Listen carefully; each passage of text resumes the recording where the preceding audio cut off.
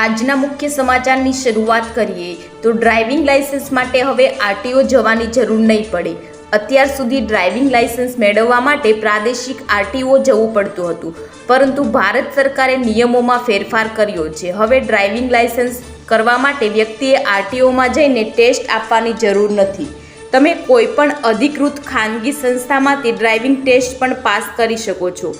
હવે ડ્રાઇવિંગ લાયસન્સની અરજી કરવા આરટીઓ જે ડ્રાઇવિંગ ટેસ્ટ આપવાની જરૂર નથી। અધિકારી પ્રાઇવેટ ઇન્સ્ટિટ્યૂટ પાસે પણ ડ્રાઇવિંગ ટેસ્ટ પાસ કરી શકાશે। આ નવો નિયમ 1 જૂન 2024થી લાગુ થશે। મિત્રો, બીજા મહત્વના સમાચારની વાત કરીએ તો રેશન કાર્ડ ધારકો માટે રાહતના સમાચાર। કાર્ડ ધારકો માટે સરકાર તરફથી રાહતના સમાચાર આવ્યા છે। સરકારે પીડીએસ અંતર્ગત રેશન લેનારા લાભાર્થીઓ માટે રેશન કાર્ડને આધાર સાથે લિંક કરવાનો સમયગાળો 3 મહિના માટે લંબાવી દીધો છે। કેન્દ્રીય ખાદ્ય તેમજ સાર્વજનિક વિતરણ વિભાગે જાહેર કરેલી સૂચનામાં જણાવ્યું છે કે હવે રાશન કાર્ડને આધાર સાથે લિંક કરવાની પ્રક્રિયા 30 સપ્ટેમ્બર 2024 સુધી લંબાવવામાં આવી છે। અગાઉ આ પ્રક્રિયા માટે 30 જૂન સુધીનો સમય આપવામાં આવ્યો હતો। મિત્રો, બીજા મુખ્ય સમાચારની વાત કરીએ તો તેલંગાણામાં ગુટખા અને પાન પર પ્રતિબંધ।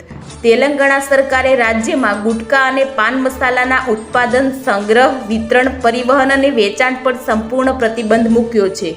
સરકારનું માનવું છે કે આ પ્રતિબંધથી તમાકુથી થતા મૃત્યુ અને રોગોમાં ઘટાડો થશે।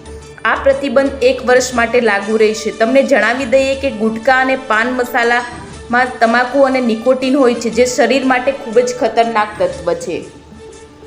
મિત્રો, બીજા મુખ્ય સમાચારની વાત કરીએ તો ગુજરાતમાં 13 દિવસ બાદ ચોમાસું આગળ વધ્યું।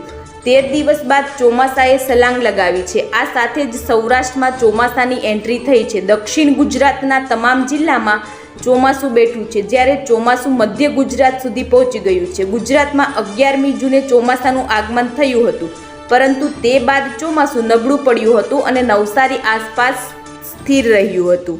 મિત્રો, અન્ય સમાચારની વાત કરીએ તો ગુજરાતમાં આજે પણ મેઘો મુશળધાર। હવામાન વિભાગ પાસેથી મળતી માહિતી પ્રમાણે આજે એટલે કે 25 જૂને 6 થી 8 વાગ્યા સુધીમાં 55 તાલુકામાં વરસાદ નોંધાયો છે।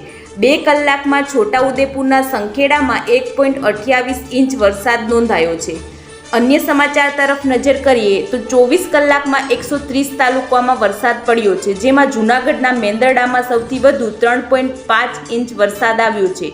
જામનગરના કાલાવડમાં સતત 3જા દિવસે વરસાદ આવ્યો છે, તેથી સ્થાનિક નદીમાં પૂર આવ્યું છે। આજે વહેલી સવારથી અમદાવાદ અને વડોદરા શહેરમાં વરસાદી માહોલ જોવા મળ્યો।